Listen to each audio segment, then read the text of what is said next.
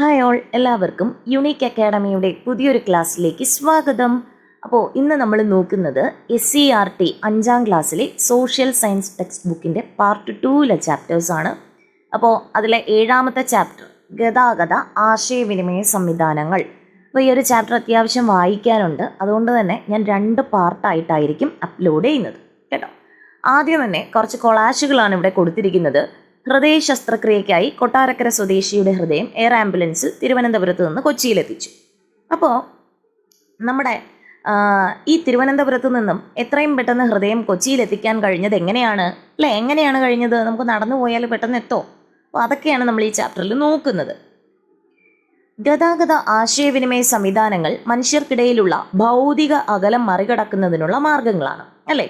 ഇപ്പം നമ്മുടെ ഗതാഗത മാർഗങ്ങളായിക്കോട്ടെ, ആശയവിനിമയ മാർഗങ്ങളായിക്കോട്ടെ, ഇത് മനുഷ്യർക്കിടയിലുള്ള ഭൗതിക അകലം എന്ത് ചെയ്യുന്നുണ്ട്? കുറയ്ക്കുന്നുണ്ട്. മനുഷ്യരെ തമ്മിൽ അടുപ്പിക്കുന്നതിന് എന്ത് ചെയ്യുന്നുണ്ട്? ഗതാഗത ആശയവിനിമയ സംവിധാനങ്ങൾ സഹായിക്കുന്നു. മനുഷ്യർ തമ്മിലുള്ള അകലം കണക്കിലെടുത്ത് പരസ്പരം ബന്ധിപ്പിക്കുന്ന ഫലപ്രദമായ സംവിധാനമാണിത്. ജനങ്ങളെയോ ചരക്കുകളെയോ ഒരു സ്ഥലത്ത് നിന്ന് മറ്റൊരു സ്ഥലത്തേക്ക് കൊണ്ടുപോകുന്നതിന് നമുക്ക് ഗതാഗതം സഹായിക്കുന്നു. ആശയവിനിമയത്തിൽ ഒരു ഉറവിടത്തിൽ നിന്ന് ആശയങ്ങളോ സന്ദേശങ്ങളോ മറ്റൊരിടത്തേക്ക് കൈമാറുന്നു. കണ്ടോ, കുറച്ച് തപാൽ സ്റ്റാമ്പാണ് ഈ തന്നിട്ടുള്ളത്. അപ്പോൾ ഗതാഗതത്തെ പറ്റിയാണ് പറയുന്നത്. തപാൽ സ്റ്റാമ്പിൻ്റെ ഇമേജസ് തന്നിട്ടുണ്ട്. അതിൽ കുറേ വണ്ടികളാണ്. അപ്പോൾ എന്താണ് വാഹനം എന്ന് നമുക്ക് നോക്കാം. വാഹനം വഹിച്ചു കൊണ്ടുപോകുന്ന ഉപകരണത്തെ വാഹനം എന്ന് പറയുന്നു. ഓർത്തിരിക്കണേ, മലയാളത്തിൽ ഒറ്റപ്പദത്തിലായാലും ചോദിക്കാം. വഹിച്ചു കൊണ്ടുപോകുന്ന ഉപകരണം അറിയപ്പെടുന്ന പേരാണ് വാഹനം.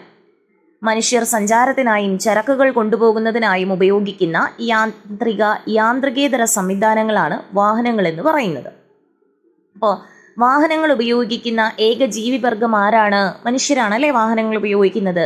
പണ്ട് കാലത്ത് നമ്മൾ വാഹനങ്ങൾക്ക് പകരമായി ഉപയോഗിച്ചിരുന്നതാണ് ആന, കുതിര, കാള, ഒട്ടകം തുടങ്ങിയ മൃഗങ്ങളെ ആയിരുന്നു. അപ്പോൾ എന്തെല്ലാം ആവശ്യങ്ങൾക്കാണ് മനുഷ്യർ ഇന്ന് വാഹനങ്ങൾ ഉപയോഗിക്കുന്നത്? സഞ്ചാരത്തിന് ഉപയോഗിക്കുന്നു. ചരക്കുകൾ ഒരിടത്ത് നിന്നും മറ്റൊരിടത്തേക്ക് കൊണ്ടുപോകുന്നതിനുമൊക്കെ വാഹനങ്ങൾ ഉപയോഗിക്കുന്നു. അപ്പോൾ ഈ വാഹനങ്ങളുടെ കണ്ടുപിടുത്തത്തിന് മുൻപ് മനുഷ്യർ ഈ ആവശ്യങ്ങളൊക്കെ എങ്ങനെയായിരിക്കാം നിറവേറ്റിയിട്ടുണ്ടാവുക? ഒന്നുകിൽ കാൽനടയായിട്ടല്ലേ, അല്ലെങ്കിൽ തലച്ചുമടുമായി, അല്ലെങ്കിൽ മൃഗങ്ങളുടെയൊക്കെ പുറത്തായിരിക്കും. അപ്പോൾ ഇത്തരം മാർഗങ്ങൾ എന്തെല്ലാം പരിമിതികൾ നേരിട്ടിരുന്നു? വർദ്ധിച്ചു വരുന്ന ആവശ്യങ്ങൾ നിറവേറ്റാൻ കഴിഞ്ഞിരുന്നില്ല. അതുപോലെ തന്നെ ദൂരയാത്രയ്ക്കൊന്നും പറ്റിയിരുന്നില്ല. പിന്നെ ഒത്തിരി ലോഡൊന്നും കൊണ്ടുപോകാനായിട്ടും പറ്റിയില്ല. അപ്പോൾ ഇത്തരം പരിമിതികളൊക്കെ മറികടക്കാനായിട്ട് മനുഷ്യർ എന്ത് കണ്ടെത്തി? ചക്രങ്ങൾ കണ്ടെത്തുന്നു. അപ്പോൾ ചക്രങ്ങളുടെ കണ്ടുപിടുത്തം ഗതാഗത രംഗത്ത് വൻ മാറ്റങ്ങൾക്ക് തുടക്കം കുറിക്കുന്നു. ഇനി ചക്രത്തിൽ നിന്ന് വാഹനത്തിലേക്ക് മനുഷ്യരുടെ ജീവിതത്തെ മാറ്റിമറിച്ച ചക്രത്തിന്റെ കണ്ടുപിടുത്തം ഒരൊറ്റ ദിവസം കൊണ്ടൊന്നും സംഭവിച്ചതല്ല അല്ല. ഇവരെന്ത് ചെയ്തു? ഉരുളൻ മരത്തടിക്ക് മുകളിൽ സാധനങ്ങൾ വെച്ചുരുട്ടിയാൽ ഭാരനീക്കം എളുപ്പമാകുമെന്ന് മനസ്സിലാക്കി. അപ്പോൾ ഇങ്ങനെ മനസ്സിലാക്കിയ മനുഷ്യർ എന്ത് ചെയ്തു? ഉരുളകളെ ചെറുതാക്കി ചക്രങ്ങളാക്കി മാറ്റി. 1976 സ്വിറ്റ്സർലൻഡിലെ സൂറിച്ച് തടാകത്തിന്റെ തീരത്ത് നിന്ന് കണ്ടെത്തിയ ഏകദേശം 4500-ലധികം വർഷം പഴക്കമുള്ള ചക്രത്തിന്റെ ഭാഗമാണ് ഈ ഒരു ചിത്രത്തിൽ കാണുന്നത്. മേപ്പിൾ മരപ്പലകകൾ കൊണ്ട് നിർമ്മിച്ച ഈ ചക്രത്തിന്റെ ഭാഗം സ്വിസ് നാഷണൽ മ്യൂസിയത്തിൽ സൂക്ഷിച്ചിരിക്കുന്നു. അപ്പോൾ ഏത് മരപ്പലകകളാണ്? മേപ്പിൾ മരപ്പലകകൾ കൊണ്ടാണ് അന്നത്തെ ആ ഒരു ചക്രം നിർമ്മിച്ചിരുന്നത്. ഇത് ഏത് നാഷണൽ മ്യൂസിയത്തിലാണ് സൂക്ഷിച്ചിരിക്കുന്നത്? സ്വിസ് നാഷണൽ മ്യൂസിയത്തിലാണ് എന്ന് ഓർത്തിരിക്കുക. കണ്ടോ ചക്രത്തിന്റെ പുരോഗമനം കണ്ടോ. ഇനി നമുക്ക് മെസപ്പൊട്ടോമിയയെ പറ്റി നോക്കാം. ഏകദേശം 5000 വർഷങ്ങൾക്ക് മുൻപ് മെസപ്പൊട്ടോമിയക്കാർ ചക്രങ്ങൾ നിർമ്മിച്ചിരുന്നതായി കരുതപ്പെടുന്നു. അപ്പോൾ ആരാണ് ചക്രങ്ങൾ നിർമ്മിച്ചതായി കരുതപ്പെട്ടത്? മെസപ്പൊട്ടോമിയൻ ജനത. അവരുടെ ചക്രങ്ങൾ കട്ടിയുള്ള 3 കഷണം പലകകൾ ചേർത്ത് വെച്ച് തോൾപ്പട്ടയിൽ ചെമ്പാണി തറച്ച തരത്തിലായിരുന്നു. അപ്പോൾ കട്ടിയുള്ള എത്ര കഷണം പലകകളാണ്? 3 കഷണം പലകകളാണ്. മെസപ്പൊട്ടോമിയ 3, രണ്ടിലും മൂ വരുന്നുണ്ട്, ഓർത്തിരിക്കണം. പിന്നീട് ഈജിപ്തുകാരും റോമാക്കാരും ചക്രങ്ങളെ കൂടുതൽ മെച്ചപ്പെടുത്തി. ഇന്നത്തെ ഇറാഖ് ഉൾപ്പെടുന്ന പ്രദേശമാണ് മെസപ്പൊട്ടോമിയൻ സംസ്കാരം വളർന്നു വന്നത്. അപ്പോൾ മെസപ്പൊട്ടോമിയൻ സംസ്കാരത്തിന്റെ ശേഷിപ്പുകൾ നിലനിൽക്കുന്ന ഇന്നത്തെ സ്ഥലം ഏതാണ്? ഇറാഖാണ് എന്ന് ഓർത്തിരിക്കുക.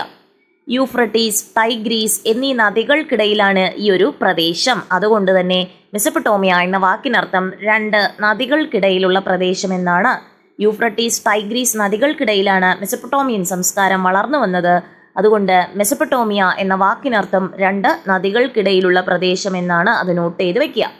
ഇനി ചിത്രങ്ങൾ നോക്കിക്കേ. ആദ്യത്തെ എന്തൊക്കെയാണ് ഈ ഒരു ഇമേജ്? ചക്രങ്ങൾ ഘടിപ്പിച്ച വണ്ടികൾ മനുഷ്യർ വലിച്ചു കൊണ്ടുപോകുന്നു. പിന്നെ എന്ത് ചെയ്യുന്നുണ്ട്? ചക്രങ്ങൾ ഘടിപ്പിച്ച വണ്ടികൾ മൃഗങ്ങളെ ഉപയോഗിച്ച് എന്ത് ചെയ്യുന്നുണ്ട്? വലിച്ചു കൊണ്ടുപോകുന്നുണ്ട്. പിന്നെ എന്ത് ചെയ്യുന്നുണ്ട്? മനുഷ്യര് അതിനുള്ളിൽ കയറിയിരുന്നിട്ട് മൃഗങ്ങൾ വലിച്ചു കൊണ്ടുപോകുന്നതാണ് ഈ ഇമേജസ് എന്ന് പറയുന്നത്. അപ്പോൾ ആദ്യകാലങ്ങളിൽ മനുഷ്യർ വലിച്ചു കൊണ്ടുപോകുന്നതും മൃഗങ്ങൾ വലിച്ചു കൊണ്ടുപോകുന്നതുമായ ചക്രവണ്ടികളാണ് വിവിധ ഗതാഗത ആവശ്യങ്ങൾക്കായി ഉപയോഗിച്ചിരുന്നത്. ചരക്കുകൾ കൊണ്ടുപോകുന്നതിനും മനുഷ്യർക്ക് ഒരിടത്തു നിന്ന് മറ്റൊരിടത്തേക്ക് സഞ്ചരിക്കുന്നതിനും ഇത്തരം ചക്രവണ്ടികൾ ഉപയോഗപ്പെടുത്തിയിരുന്നു. പിൽക്കാലത്ത് ഇന്ധനം ഉപയോഗിച്ച് പ്രവർത്തിക്കുന്ന യന്ത്രങ്ങൾ കണ്ടുപിടിക്കുന്നു. യന്ത്രങ്ങൾ ഘടിപ്പിച്ച വാഹനങ്ങളുടെ വരവോടെ ഗതാഗത രംഗത്ത് വലിയൊരു മാറ്റവും ഉണ്ടായി, അല്ലേ? അപ്പോൾ എന്താണ്? ചരക്കുകളെയും മനുഷ്യരെയും ഒരു സ്ഥലത്തു നിന്ന് മറ്റൊരു സ്ഥലത്തേക്ക് കൊണ്ടുപോകാൻ വ്യത്യസ്തമായ ഗതാഗത മാർഗങ്ങൾ പ്രയോജനപ്പെടുത്താനായിട്ട് തുടങ്ങി. ഇനി നമുക്ക് ഇമ്പോർട്ടൻ്റ് ആയിട്ടുള്ള ഒരു ഫ്ലോ ചാർട്ടാണ്, നോക്കിക്കൊള്ളണേ.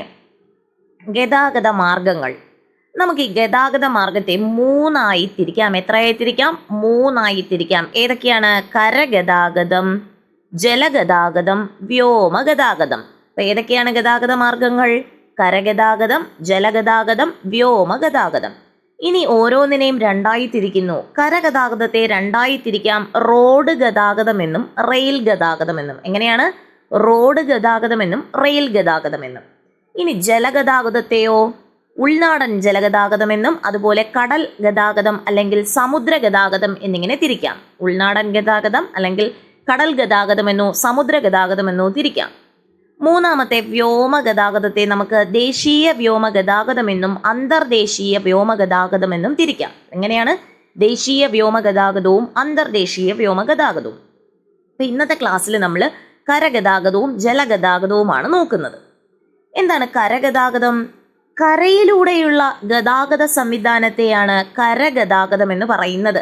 അപ്പോൾ കരഗതാഗതത്തെ രണ്ടായി തിരിക്കാം, റോഡ് ഗതാഗതവും റെയിൽ ഗതാഗതവും. അപ്പോൾ ഒന്നാമത്തേത് റോഡ് ഗതാഗതം. എന്താണ്? നോക്കിക്കേ, വാഹനങ്ങളുടെ സുഗമമായ സഞ്ചാരം സാധ്യമാകണമെന്നുണ്ടെങ്കിൽ സഞ്ചാരപാതകൾ വേണം. ആദ്യകാലത്തുള്ള പാതകളാണ് ഒറ്റയടിപ്പാത വന്നു, അല്ലെ? ഒരാൾക്ക് നടന്നു പോകാം. പിന്നെ മൺപാത വന്നു, പിന്നെ കല്ലുപാകിയ പാതകൾ വന്നു, പിന്നെ എന്ത് ചെയ്തു? നമ്മുടെ കോൺക്രീറ്റ് പാതകൾ വന്നു, അതിനുശേഷം ടാർ ചെയ്ത പാതകളും വന്നു. അപ്പോൾ ഒറ്റയടി പാതകളും മൺപാതകളുമാണ് പണ്ട് കാലത്ത് ഗതാഗതത്തിനായി നാം ഉപയോഗിച്ചിരുന്നത്. കാലക്രമേണ കല്ലുപാകിയ പാതകളും കോൺക്രീറ്റ് പാതകളും ടാർ ചെയ്ത പാതകളും ഒക്കെ നിലവിൽ വന്നു. ഇനി എന്താണ് മക് ആദം റോഡുകൾ എന്ന് നോക്കാം. അത് നമുക്ക് നോട്ട് ചെയ്ത് വെക്കണം കേട്ടോ. മക് ആദം റോഡുകൾ 1820 സ്കോട്ടിഷ് എഞ്ചിനീയറായ JL മക് ആദമാണ് ആധുനിക രീതിയിലെ റോഡ് നിർമ്മാണത്തിന് തുടക്കം കുറിച്ചത്, അല്ലെ? ആധുനിക രീതിയിലെ റോഡ് ഗതാഗതത്തിന് തുടക്കം കുറിച്ചത് ആരാണ്? റോഡ് നിർമ്മാണത്തിന് JL മക് ആദമാണ്. അതുകൊണ്ട് ഇത്തരം റോഡുകൾ മക് ആദം റോഡുകൾ എന്നറിയപ്പെട്ടു. അപ്പൊ ഇദ്ദേഹം എങ്ങനെയാണ് റോഡ് നിർമ്മിച്ചത്? കരിങ്കൽ കഷണങ്ങൾ നിരത്തി റോഡ് റോളർ മെഷീനുകൾ ഉപയോഗിച്ചാണ് റോഡ് നിർമ്മിച്ചത്. അപ്പൊ മക് ആദം റോഡുകൾ എങ്ങനെയായിരുന്നു? കരിങ്കൽ കഷണങ്ങൾ നിരത്തിയിട്ട് റോഡ് റോളർ മെഷീനുകൾ ഉപയോഗിച്ച് നിർമ്മിച്ച റോഡുകളാണ് മക് ആദം റോഡുകൾ എന്ന് അറിയപ്പെട്ടത്. അപ്പം നമ്മുടെ രാജ്യത്ത് ഗ്രാമീണ പാതകളുണ്ട്, സംസ്ഥാന പാതകളുണ്ട്, ദേശീയ പാതകളുണ്ട്, അതുപോലെ എക്സ്പ്രസ് ഹൈവേകളുണ്ട്, അല്ലെ? ബൃഹത്തായ റോഡ് ശൃംഖല തന്നെ നമ്മുടെ നാട്ടിലുണ്ട്. ലോകത്തിലെ രണ്ടാമത്തെ വലിയ റോഡ് ശൃംഖല ഇന്ത്യയിലാണ്. അപ്പോൾ എത്രാമത്തെ വലുതാണ്? രണ്ടാമത്തെ. റോഡ് ശൃംഖലയിൽ ഇന്ത്യയുടെ സ്ഥാനം 2ാം സ്ഥാനമാണ് എന്ന് ഓർത്തിരിക്കുക. അപ്പോൾ ഒരു രാജ്യത്തിൻ്റെ സാമൂഹിക സാമ്പത്തിക വളർച്ചയിൽ റോഡ് ഗതാഗതം വളരെയധികം കോൺട്രിബ്യൂട്ട് ചെയ്യുന്നുണ്ട്. ഇനി ഇന്ത്യയിലെ പ്രധാന ഹൈവേകൾ നോക്കാം. ഇതിൽ 2 കൊടുത്തിട്ടുണ്ട്. സുവർണ ചതുഷ്കോണവും പിന്നെ നമ്മുടെ കോറിഡോർസ്, വടക്ക് തെക്ക് ഇടനാഴിയും കിഴക്ക് പടിഞ്ഞാറ് ഇടനാഴിയും. നമുക്ക് സുവർണ ചതുഷ്കോണം നോക്കാം.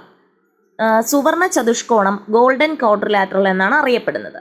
അപ്പോൾ ഇന്ത്യയിലെ പ്രധാന വ്യാവസായിക കാർഷിക കേന്ദ്രങ്ങളെ ബന്ധിപ്പിക്കുന്ന ദേശീയ പാതാ ശൃംഖലയാണ് സുവർണ ചതുഷ്കോണം. നമ്മുടെ സുവർണ ചതുഷ്കോണം ബന്ധിപ്പിക്കുന്ന പ്രധാന നഗരങ്ങൾ ഡൽഹി, മുംബൈ, ചെന്നൈ, കൊൽക്കത്ത. ഏതൊക്കെയാണ്? ഡൽഹി, മുംബൈ, ചെന്നൈ, കൊൽക്കത്ത.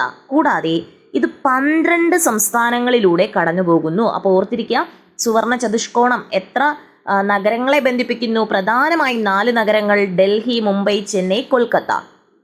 എത്ര സംസ്ഥാനങ്ങളെ ബന്ധിപ്പിക്കുന്നു? 12 സംസ്ഥാനങ്ങളെ. ഓക്കെ. ഇനി എന്താണ് വടക്ക് തെക്ക് ഇടനാഴി എന്ന് നോക്കാം. വടക്ക് തെക്ക് ഇടനാഴി. വടക്ക് തെക്ക് ഇടനാഴി നമ്മുടെ ജമ്മു കാശ്മീരിലെ ശ്രീനഗറിനെ നമ്മുടെ കന്യാകുമാരിയുമായി ബന്ധിപ്പിക്കുന്നു. അപ്പോൾ വടക്ക് തെക്ക് നോക്കിക്കേ, നമ്മുടെ വടക്കുള്ള ശ്രീനഗറിനെ തെക്കുള്ള കന്യാകുമാരിയുമായി ബന്ധിപ്പിക്കുന്ന ആ ഒരു കോറിഡോറാണ് അല്ലെങ്കിൽ ഇടനാഴിയാണ് വടക്ക് തെക്ക് ഇടനാഴി എന്ന പേരിൽ അറിയപ്പെടുന്നത്. ഇനി നോക്കിക്കേ, കിഴക്ക് പടിഞ്ഞാറ് ഇടനാഴി കിഴക്കുള്ള സിൽച്ചാറിനെ നമ്മുടെ പടിഞ്ഞാറുള്ള ഗുജറാത്തിലെ പോർബന്തറുമായി ബന്ധിപ്പിക്കുന്നു. എങ്ങനെയാണ്? സിൽച്ചാറിനെ ഗുജറാത്തിലെ പോർബന്തറുമായി ബന്ധിപ്പിക്കുന്നതാണ് കിഴക്ക് പടിഞ്ഞാറ് ഇടനാഴി. ഇനി പലതരം ഗതാഗത മാർഗങ്ങളാണ് ഇവിടെ ചിത്രങ്ങളിൽ കൊടുത്തിരിക്കുന്നത്. ഇനി റോഡ് ഗതാഗതത്തിന്റെ മേന്മകളാണ് പറയുന്നത്. താരതമ്യേന ചെലവ് കുറവാണ്, എല്ലാ വിഭാഗം ജനങ്ങൾക്കും പ്രാപ്യമാകുന്നു, അതുപോലെ ഹ്രസ്വദൂര യാത്രകൾക്ക് ഏറ്റവും അനുയോജ്യമാണ്. ഇനി നമുക്ക് കരഗതാഗതത്തിന്റെ തന്നെ രണ്ടാമത്തെ റെയിൽ ഗതാഗതത്തെ പറ്റി നോക്കാം. ഏതു പ്രായക്കാർക്കും കൗതുകമുണർത്തുന്ന ഒരു കാഴ്ച തന്നെയാണല്ലോ തീവണ്ടി, അല്ലെ? തീവണ്ടി നമ്മളായാൽ പോലും എത്ര കുഞ്ഞുങ്ങളായിക്കോട്ടെ മുതിർന്നവരായിക്കോട്ടെ തീവണ്ടി കണ്ടാൽ ഇന്നും കൗതുകത്തോടെ നോക്കി നിൽക്കാറുണ്ട്. അപ്പോൾ ബ്രിട്ടനിലാണ് നമ്മുടെ റെയിൽവേ സംവിധാനം ആരംഭിക്കുന്നത്. എവിടെയാണ്? ബ്രിട്ടനിൽ. ആവിയന്ത്രത്തിന്റെ കണ്ടുപിടുത്തത്തോടെയാണ് ലോക്കോമോട്ടീവ് എന്ന തീവണ്ടി ഉദയം ചെയ്യുന്നത്. ആരുടെ കണ്ടുപിടുത്തത്തോടെയാണ്? ആവിയന്ത്രത്തിന്റെ കണ്ടുപിടുത്തത്തോടെയാണ്. 1825 ജോർജ് സ്റ്റീവൻസൺ ബ്രിട്ടനിൽ ആദ്യത്തെ ലോക്കോമോട്ടീവ് തീവണ്ടി എഞ്ചിൻ നിർമ്മിച്ചു. അപ്പോൾ ലോക്കോമോട്ടീവ് കണ്ടെത്തിയത് ആരാണ്? ജോർജ് സ്റ്റീവൻസൺ ആണ്. എന്ന് 1825 ജോർജ് സ്റ്റീവൻസൺ ലോക്കോമോട്ടീവ് കണ്ടെത്തുന്നത്. എവിടെയാണ്? ബ്രിട്ടനിലാണ്. ഓക്കെ, ഇത് പ്രവർത്തിപ്പിക്കാനുള്ള ഇന്ധനമായി ഉപയോഗിച്ചിരുന്നത് കൽക്കരിയാണ്. കൽക്കരിയായിരുന്നു ഇന്ധനം. പിൽക്കാലത്ത് സാങ്കേതിക വികാസത്തിന്റെ ഫലമായി ഡീസൽ എഞ്ചിനുകളും ഇലക്ട്രിക് എഞ്ചിനുകളും ഒക്കെ നിലവിൽ വന്നു. ഇനി 1825 ഇംഗ്ലണ്ടിലെ സ്റ്റോക്ടൺ, ഡാർലിംഗ്ടൺ എന്നീ നഗരങ്ങളെ ബന്ധിപ്പിച്ചുകൊണ്ട് ലോകത്തെ ആദ്യത്തെ റെയിൽപാത നിർമ്മിക്കപ്പെട്ടു. ലോകത്തെ തന്നെ ആദ്യത്തെ റെയിൽപാത ഏത് വർഷമാണ്? 1825. ഏത് രാജ്യത്താണ്? ഇംഗ്ലണ്ടിലാണ്. ഇനി ഏതൊക്കെ നഗരങ്ങളെയാണ് ബന്ധിപ്പിക്കുന്നത്? ഇംഗ്ലണ്ടിലെ സ്റ്റോക്ടനെ ഡാർലിംഗ്ടണുമായി ബന്ധിപ്പിക്കുന്നു. ഓക്കെ, അതുകൊണ്ട് തന്നെ ജോർജ് സ്റ്റീവൻസൺ നിർമ്മിച്ച സ്റ്റീവൻസൺ റോക്കറ്റ് എന്ന ലോക്കോമോട്ടീവ് ഈ പാതയിലൂടെ ഓടിച്ചുകൊണ്ടാണ് ലോകത്തെ റെയിൽ ഗതാഗതത്തിന് തുടക്കം കുറിച്ചത്. സ്റ്റീവൻസൺ റോക്കറ്റ് ഓർത്തിരിക്കാം. ഇനി പല രീതിയിലുള്ള തീവണ്ടികളുടെ പരിണാമമാണ്. കൽക്കരി കൊണ്ടുപോകുന്ന തീവണ്ടി കണ്ടോ, ഇതിൽ തുടങ്ങി ബുള്ളറ്റ് ട്രെയിൻ വരെ ഇന്ന് എത്തി നിൽക്കുന്നു. അതിനിടയ്ക്ക് എന്തെല്ലാം മാറ്റം വന്നു എന്ന് കണ്ടെത്താൻ പറയുന്നുണ്ട്. അപ്പോൾ ബ്രിട്ടീഷുകാരാണ് ഇന്ത്യയിൽ റെയിൽ ഗതാഗതത്തിന് തുടക്കം കുറിക്കുന്നത്. ആരാണ്? ബ്രിട്ടീഷുകാർ. ഇന്ത്യയിൽ നിന്ന് അസംസ്കൃത വസ്തുക്കളും പ്രകൃതി വിഭവങ്ങളും കടൽ മാർഗം അവർ എവിടെ എത്തിക്കുന്നു? യൂറോപ്പിലേക്ക് കൊണ്ടുപോയിരുന്നു. അപ്പോൾ ഈ വസ്തുക്കളും വിഭവങ്ങളും ഒക്കെ തുറമുഖങ്ങളിലേക്ക് എത്തിക്കുന്നതിനായിട്ടാണ് റെയിൽ ഗതാഗതം ആരംഭിക്കുന്നത്. ഇനി അടുത്ത് നമ്മൾ നേരത്തെ പറഞ്ഞു, ലോകത്ത് ആദ്യമായി റെയിൽ ഗതാഗതം ഏത് വർഷം? 1825. എങ്കിൽ ഇന്ത്യയിൽ ആദ്യത്തെ റെയിൽ ഗതാഗതം 1853. കേരളത്തിലേത് 1861. ലോകത്തിൽ ആദ്യമായി 1825 എന്ന് ഓർത്തു വയ്ക്കുക. ലോകത്തിൽ ആദ്യമായി എവിടെയാണ്? ഇംഗ്ലണ്ടിലാണ്. എവിടെയാണ്? സ്റ്റോക്ടനെ ഡാർലിംഗ്ടണുമായി ബന്ധിപ്പിക്കുന്നു. ഇന്ത്യയിലാണെങ്കിലോ 1853 നമ്മുടെ ബോംബെയെ താനെയുമായി ബന്ധിപ്പിക്കുന്നു. ബോംബെ ഇന്ന് മുംബൈ എന്നാണ് അറിയപ്പെടുന്നത്. ബോംബെ അല്ലെങ്കിൽ മുംബൈയെ താനെയുമായി ബന്ധിപ്പിച്ചതാണ് ഇന്ത്യയിലെ ആദ്യത്തെ റെയിൽപാത എന്ന് പറയുന്നത്. ഇനി കേരളത്തിലെ ആദ്യത്തെ റെയിൽപാത എന്ന് പറയുന്നത് 1861. അത് ബേപ്പൂർ മുതൽ തിരൂർ വരെയാണ്. അപ്പം നമ്മുടെ ദൈനംദിന യാത്രയ്ക്കും ചരക്ക് നീക്കത്തിനും വിനോദയാത്രയ്ക്കും ഒക്കെ ജനങ്ങൾ കൂടുതലും പ്രയോജനപ്പെടുത്തുന്നത് റെയിൽ സംവിധാനമാണ്. വളരെ വിപുലമായ റെയിൽവേ ശൃംഖല നമ്മുടെ ഇന്ത്യയിൽ നിലവിലുണ്ട്. ഇപ്പോൾ ലോകത്തെ ഏറ്റവും ദൈർഘ്യമേറിയ റെയിൽവേ സംവിധാനമുള്ള രാജ്യങ്ങളിൽ ഒന്നാണ് നമ്മുടെ ഇന്ത്യ. അപ്പോൾ ഗതാഗത സൗകര്യം മെച്ചപ്പെടുത്തുന്നതിനും അതുപോലെ അന്തരീക്ഷ മലിനീകരണം കുറയ്ക്കുന്നതിനും ഇന്ത്യയിലെ പ്രധാന നഗരങ്ങളിൽ എന്തുണ്ട്? മെട്രോ റെയിൽ സംവിധാനമുണ്ട്. അപ്പോൾ എന്താണ് മെട്രോ റെയിൽ എന്ന് നോക്കാം. വൻ നഗരങ്ങളിലെ യാത്രാക്ലേശം പരിഹരിക്കുന്നതിനും അന്തരീക്ഷ മലിനീകരണം കുറയ്ക്കുന്നതിനുമാണ് മെട്രോ റെയിൽ ആരംഭിച്ചത്. ഓക്കെ, അപ്പോൾ എന്ത് ചെയ്യുക? യാത്രാക്ലേശം പരിഹരിക്കുക, അന്തരീക്ഷ മലിനീകരണം കുറയ്ക്കുക. ഇനി എവിടെയൊക്കെയാണുള്ളത് മെട്രോ റെയിൽ? കൊൽക്കത്ത, ഡൽഹി, മുംബൈ, ബാംഗ്ലൂരു, ചെന്നൈ, നമ്മുടെ കൊച്ചിയിലും മെട്രോ റെയിലുണ്ട് അല്ലേ? കൊച്ചി മെട്രോ. അപ്പം എവിടെയൊക്കെയാണ്? കൊൽക്കത്തയിലുണ്ട്, ഡൽഹി, മുംബൈ, ബാംഗ്ലൂരു, ചെന്നൈ, കൊച്ചി തുടങ്ങിയ സ്ഥലങ്ങളിൽ. ഇനി എന്തൊക്കെയാണ് റെയിൽ ഗതാഗതത്തിന്റെ മേന്മകൾ? കൂടുതൽ പേർക്ക് യാത്ര ചെയ്യാൻ കഴിയുന്ന ഏറ്റവും ചിലവ് കുറഞ്ഞ മാർഗമാണ് റെയിൽ ഗതാഗതം. കൂടുതൽ ചരക്ക് നീക്കത്തിന് സാധിക്കുന്നു.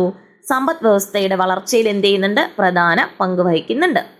ഇനി നോക്കിക്കേ, ജലഗതാഗതം കണ്ടോ, കളർഫുൾ ആയിട്ട് തന്നിട്ടില്ലേ? എന്തിനൊക്കെ വേണ്ടിയിട്ടാണ്? നമ്മുടെ സഞ്ചാരത്തിന്, വിനോദസഞ്ചാരം, സാധനങ്ങളൊക്കെ കൈമാറാനൊക്കെ ആയിട്ട് ജലഗതാഗതം യൂസ് ചെയ്യുന്നുണ്ട്. അപ്പോൾ ആദ്യകാലത്ത് ഈ മനുഷ്യർ ഉപയോഗിച്ചിരുന്ന ജലഗതാഗതത്തിന് വേണ്ടി ഉപയോഗിച്ചിരുന്ന ഒരു മാർഗം എന്ന് പറയുന്നത് ഈ മരങ്ങളുടെ, നമ്മുടെ ഒറ്റത്തടിയായിട്ടുള്ള മരങ്ങൾ എടുത്തിട്ട് അതിൻ്റെ മധ്യഭാഗം തീയിട്ട് കരിക്കുമ്പോൾ അവിടെ ഇരിക്കാനുള്ള പ്ലേസ് കിട്ടും. അതിലായിരുന്നു മനുഷ്യർ എന്ത് ചെയ്തത്? ആദ്യകാലത്ത് ജലഗതാഗതത്തിനായി ഉപയോഗിച്ചിരുന്നത്. പിന്നീട് എന്ത് ചെയ്തു?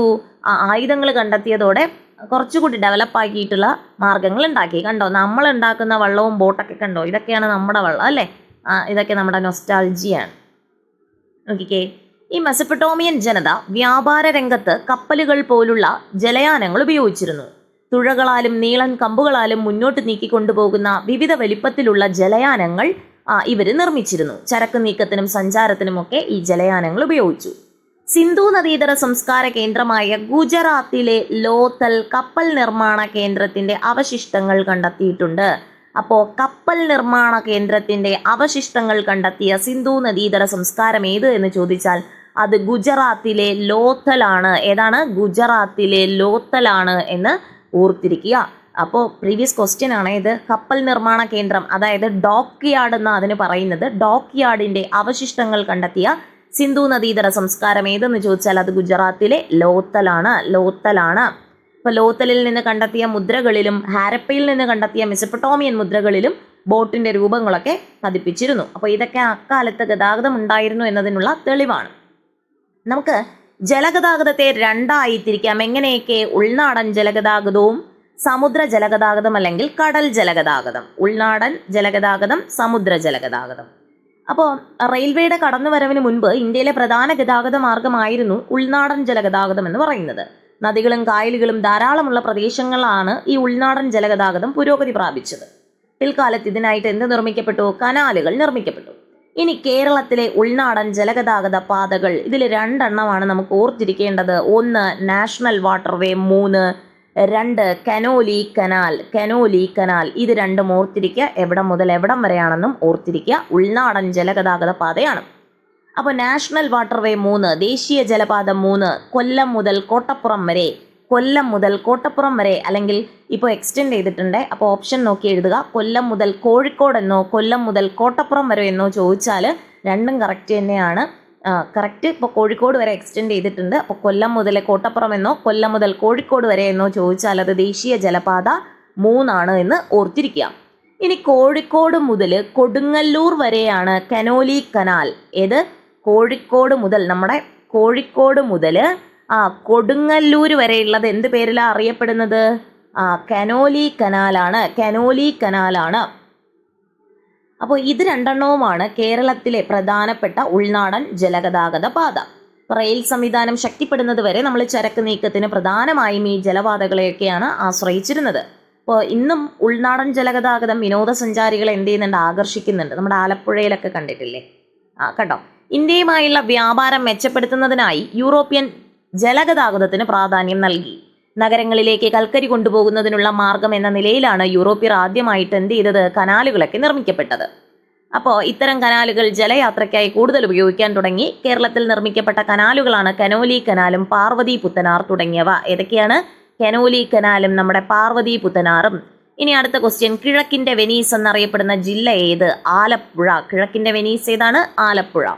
ഇനി നമുക്ക് കനോലി കനാലിനെ പറ്റി നോക്കാം.